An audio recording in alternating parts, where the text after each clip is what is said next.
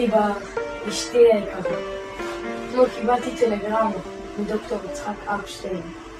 הוא זקוק לי במושבה המשפילה. הוא זקוק לי כמחנך, שתומך ומאמין בשיטת הלימוד עברית ועברית. קרוב לאופן של בוא נלמדה שפת האם, בשיתוף כל החושים. שוב אנחנו עוברים שמחה, בירושלים, רחובות, מטולה, ועכשיו ראש פינה.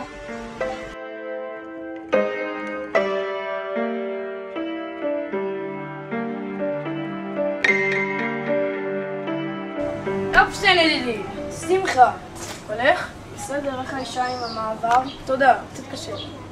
שמחה יקירי, אנחנו נהיה הבית ספר הראשון בישראל שלא רק לומד עברית בעברית. הבית ספר הראשון נהיה פרוגרסיבי, מתקדם, לימוד בכל 5 החושים. נכלול בטיולי מולדת חינוכיים, גן משולב, הזדמנות שנייה למבוגרים, מקהלה, הצגות וחגיגות לאומיות לכלל קהילת ראש פינה והסביבה.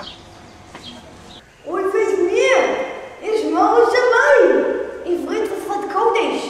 אין להשתמש בה אלא רק כשאדם לומד שם ומתפלל. ריבונו של עולמי, הילדים זקוקים למלמד.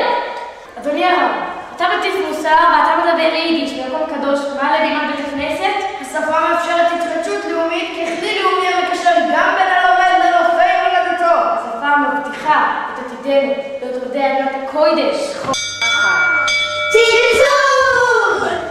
בוקר טוב ילדים. בוקר טוב המורה. ילדים, היום נחזור רבקה. ילדים, היום נחזור שוב על המשפט של המורה יצחק אפשטיין.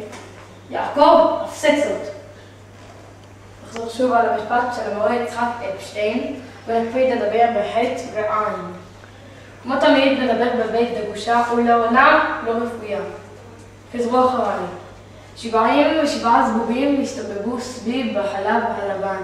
77 זבובים הסתובבו סביב החלב הלבן.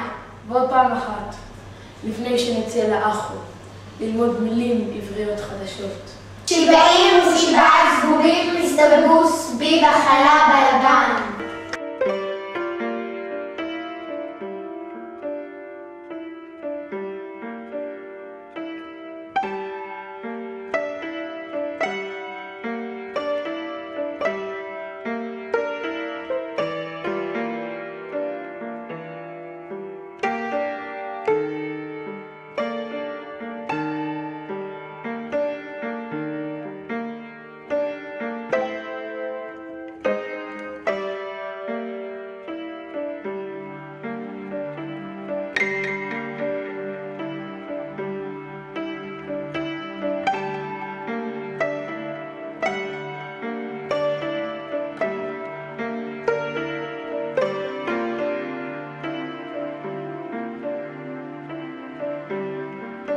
וילקומיץ' ניהל בית ספר קהילתי בלשון ימינו.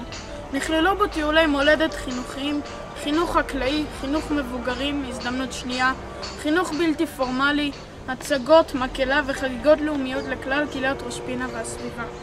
חיים שמחה וילקומיץ' ניהל על בית הספר 16 שנים מ-1902 ועד מותו ממגפת טיפוס הבארות ב-1918, שבה נדבק לאחר שעלה לצפת לסייע בחינוך ילדי היישוב. שמחה וילקומיץ' נפטר בפסח ט"ו בניסן תרע"ח ונקבר בראש פינה.